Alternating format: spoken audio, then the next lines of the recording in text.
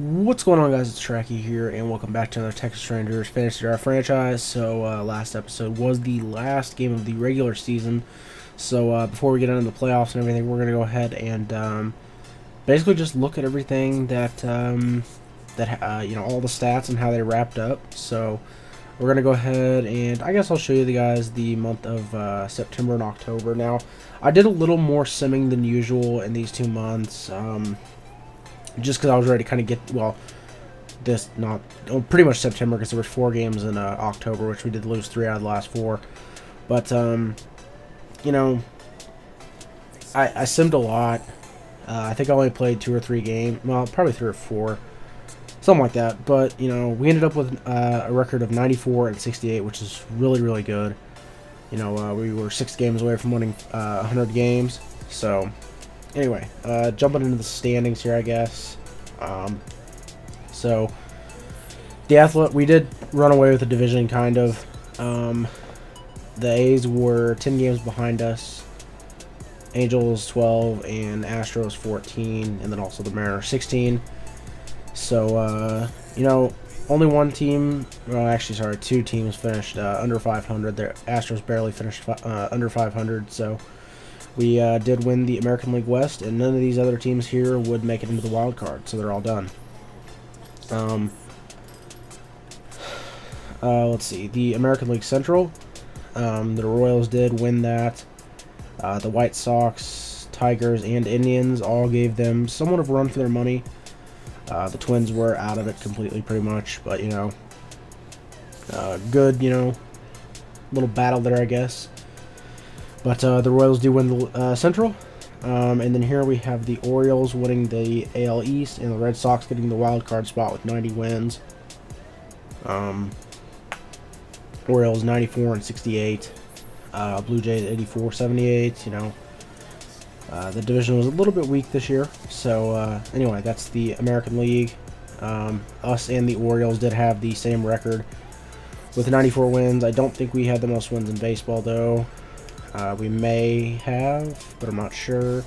Okay, yeah, the Brewers did. I was pretty sure they did. But anyway, here are the NL East. The Phillies won the division, and the Braves got the wild card with only 84 wins, which is kind of surprising. And the Mets were also right there. The NL Central, the Brewers obviously won it with 95 wins. Really kind of just ran away with the division. The Cubs, I guess, were kind of close, but not really. And then the Rockies, looks like, I'm assuming they probably had to play a tiebreaker. Did beat the Giants for the NL West title. So there's what the wild card looks like. So yeah. Alright, so let's go ahead and we'll save the awards for last. We'll just look at the league leaders here. Trout did lead the league in batting average, so, well, actually, you know what, let's just go ahead and, well, fuck it, we'll look at the awards. So Puig ended up winning the MVP, which is actually ridiculous. Trout had a higher average, only by 3 points, okay. Puig had 1 more home run and 1 more RBI. And, let's see, steals. He had 14 steals. Trout had 24. There's a lot of reasons that Trout should have won the MVP and Puig shouldn't have. But, you know, Puig, whatever, he won the MVP. I'm not going to complain. The Cy Young, you know, if 8 strikeouts is the difference between Fernandez and Pineda winning it, okay. But look at the ERA difference. You know, whatever. Trout does win the batting title with 339 average. Betances gets Reliever of the Year. Andres Corona gets Rookie of the Year. Trout wins the Hank Aaron Award. Sabathia gets Gold Glove. Russell Martin gets Gold Glove at catcher. Cabrera at first. Pedroia at second. Aramis Ramirez at third. Castro at short. Upton at left. Castillo in center. Hayward in right. Silver Slugger would go to Yan Gomes at the catcher position. Definitely deserved it. Fielder, came in second. Not really a close second because Cabrera had a lot more home runs and RBIs. He had 40. Second base, Leo Batista did get the second base Silver Slugger award. Adrian Beltre got the third base. Asdrubal Cabrera gets shortstop. Trout does get a Silver Slugger in the outfield, as well as Puig and Jason Hayward. Stanton lurking in the categories underneath. I definitely think he should have beat Hayward for it. And then, yeah, so that's the American League. Now we'll go ahead and look at the National League, which we never really looked at during the season. Tulowitzki had an absolutely amazing season. He had 346 with 42 home runs and 104 RBIs. Definitely deserves to be the MVP. Jordan Zimmerman wins the Cy Young with a 17-6 record, a 2.62 ERA, and 210 strikeouts. Tulowitzki wins the batting title with the 346 average. Natalie Feliz gets reliever of the year with 52 saves. Jorge Soler gets the Rookie of the Year award with 21 homers, 63 RBIs, and he hit 262. Tulowitzki gets the Hank Aaron. Tim Hudson at pitcher for Gold Glove. Perez, obviously. Zimmerman, Infante, Longoria, and Andrelton Simmons. Josh Hamilton, surprisingly. Michael Bourne, Josh Reddick. Buster Posey gets the Silver Slugger. Freeman with the Silver Slugger. Scooter Gannett at second base. David Wright at third base. Tulowitzki at shortstop. Adam Eaton gets one of the outfields. McCutcheon gets one of the outfield. And Shin-Soo Choo gets one.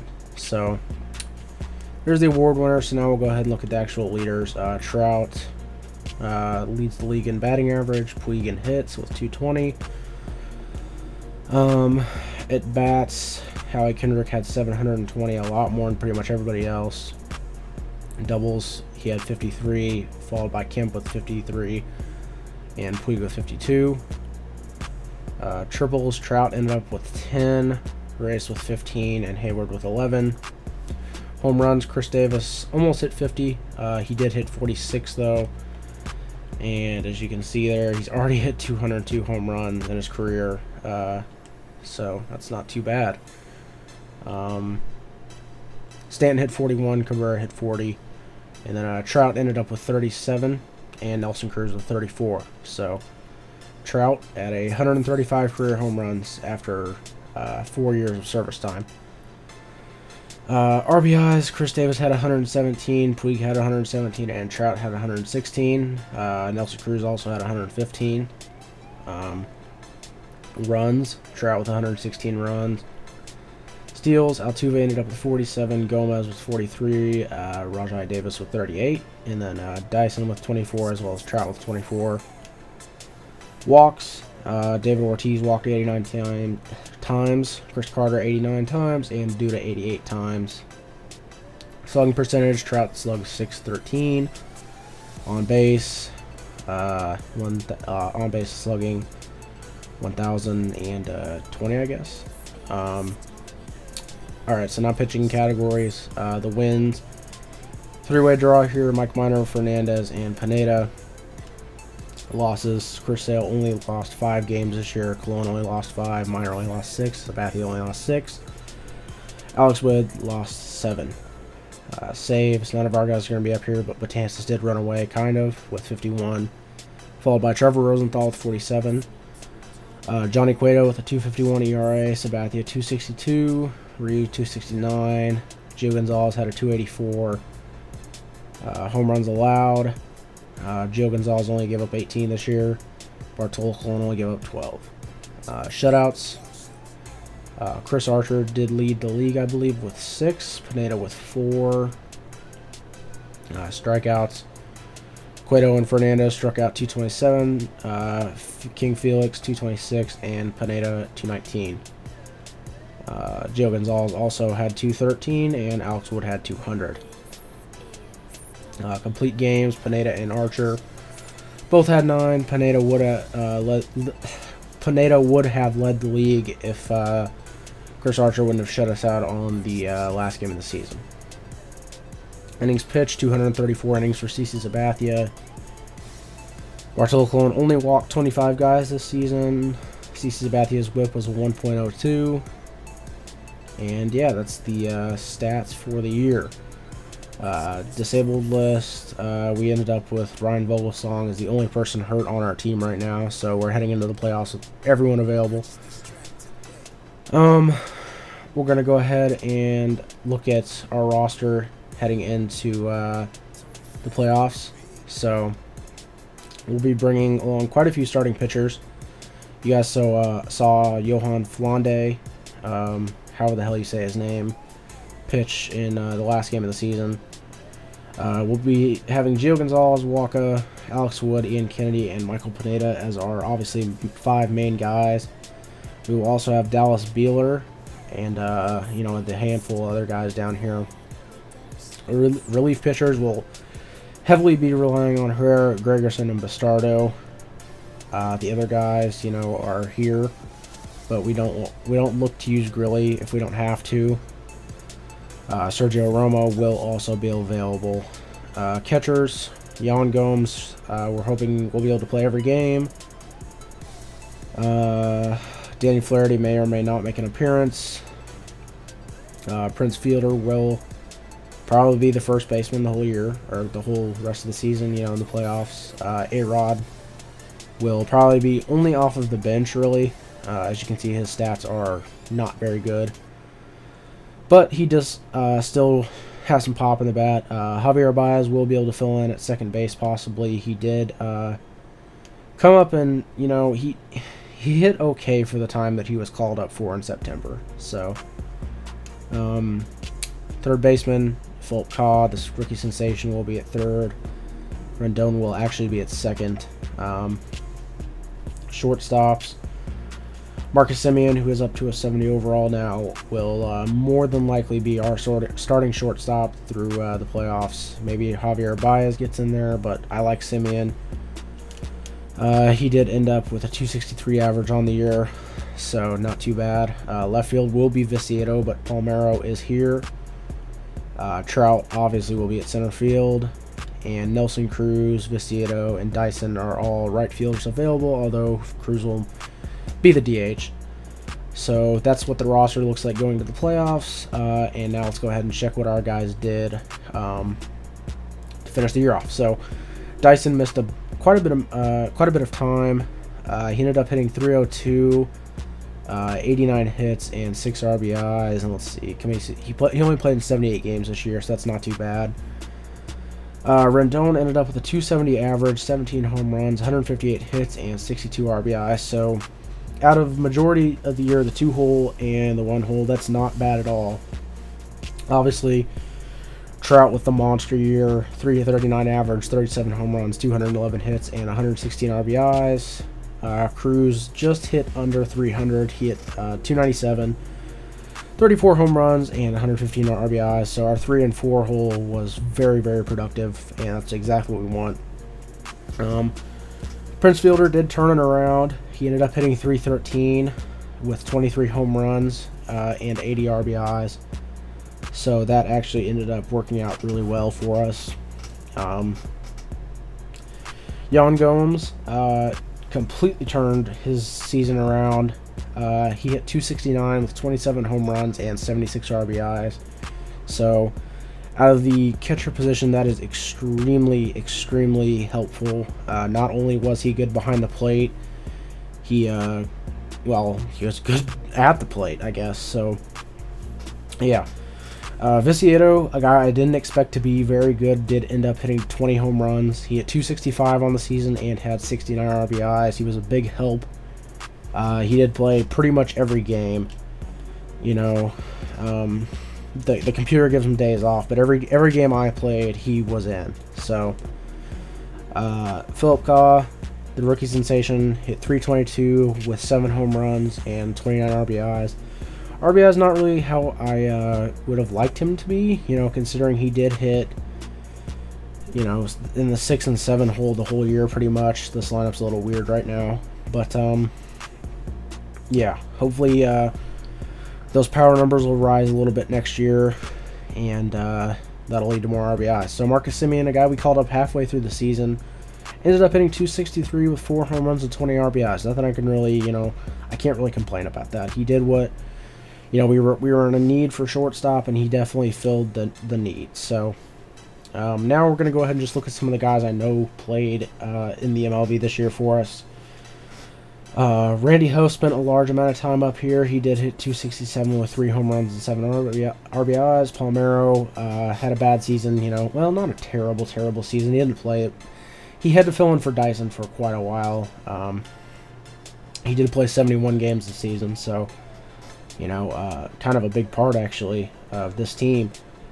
He did hit 238, almost 240 with 4 home runs and 22 RBIs. He did hit late in the lineup, so he wasn't asked to do a ton, but, he did fill in pretty good. Javier Baez, we struggled with him the whole season. He only ended up with a 189 average and 4 home runs, with 14 RBIs to go with it. So hopefully next year, if he can prove himself, he's not going to be starting up in the majors more than likely, but if he can prove himself in AAA, maybe he will be able to find himself a spot on this team. Danny Flaherty, a guy that we never really asked much to do, because, Yan Gomes was able to help us quite a bit. He did hit 229 with 2 home runs and 16 RBIs. A-Rod, a guy I kind of wish I would have used a little more. He did hit 236 with 6 home runs and 20 RBIs. Definitely could have had a lot more had I used him more. Philip Kaw's a great guy, but I probably could have used A-Rod, more than I did, but it's whatever.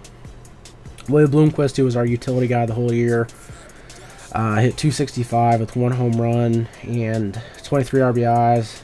He came in and appeared in at least 93 games, so we definitely got our money's worth out of him. Chet Reeder, another guy that was up here, actually doesn't have anything to show for himself, sadly. He kind of just rode the bench and never really got called on, I guess. Sean Rodriguez was a guy that was up here and there. He did play in 48 games. 2 homers. Oops.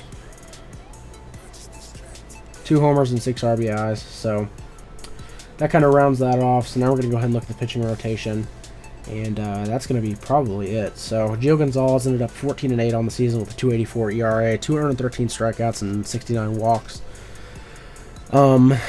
He was up there in contention with the Cy Young, kind of. He just didn't have that amount of wins that he needed. So, yeah. Michael Wacha, after the 0-9 start, did finish 10-13. So, basically, what, 10-4? Awful start, but he finished the season pretty good. ERA was high with a 3.80 ERA. Strikeouts were a little down from what I expected. He only had 171, which is still good, but, Alex Wood, 13-7 with 377 ERA and 200 strikeouts. Very solid. Ian Kennedy, a guy that missed time in the kind of the second half of the season, did pitch very well for us. 6-8 with a 2.90 ERA and 133 strikeouts. Record probably should have been better. And then we come to our team's best pitcher on the year. Him or Gio Gonzalez, definitely, get it. Pineda was 18-10 with a 3.20 ERA and 219 strikeouts. So definitely kind of an ace in the making. Has overall only went up, I think, 2, but, he's definitely pretty good. So a guy that had to fill in for us down the stretch, Dallas Beeler here, did go 4-0 with a 5.23 ERA and 33 strikeouts. Jerry Blevins, 7-3 with a 2.04 ERA and 75 strikeouts. Very, very good. Very good out of the bullpen.